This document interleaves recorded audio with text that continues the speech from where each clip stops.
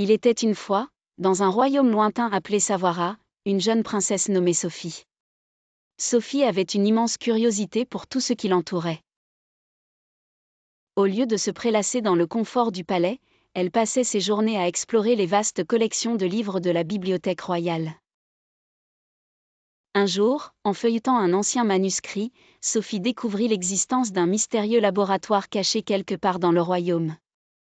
Ce laboratoire, disait-on, gardait les connaissances les plus précieuses de tout Sawara et pouvait transmettre à celui qui les trouvait une sagesse infinie.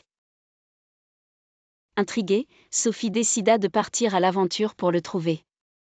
Sophie s'équipa d'une petite besace contenant une loupe, un carnet de notes, quelques crayons, et une pomme pour la route.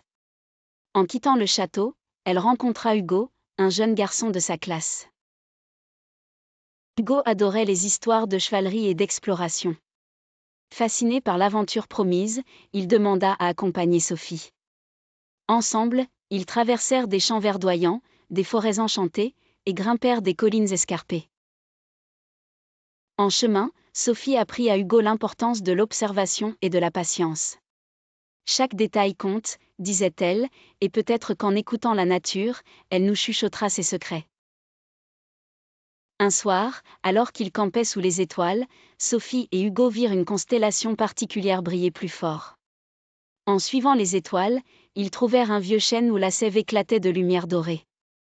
Sur le sol, une trappe secrète devint visible. À l'intérieur, étincelait le laboratoire des savoirs, un lieu où livres, fioles et mécanismes divers formaient un ensemble harmonieux. Sophie et Hugo ne trouvèrent pas seulement des réponses à leurs questions, mais aussi de nouveaux sujets d'émerveillement. Après avoir acquis une partie de la sagesse du laboratoire, ils rentrèrent au royaume.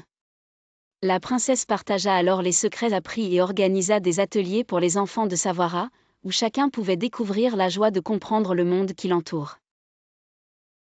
Et ainsi, grâce à la curiosité inépuisable de Sophie, le royaume de Sawara devint non seulement un lieu de paix, mais aussi un phare de savoir et d'amitié solide.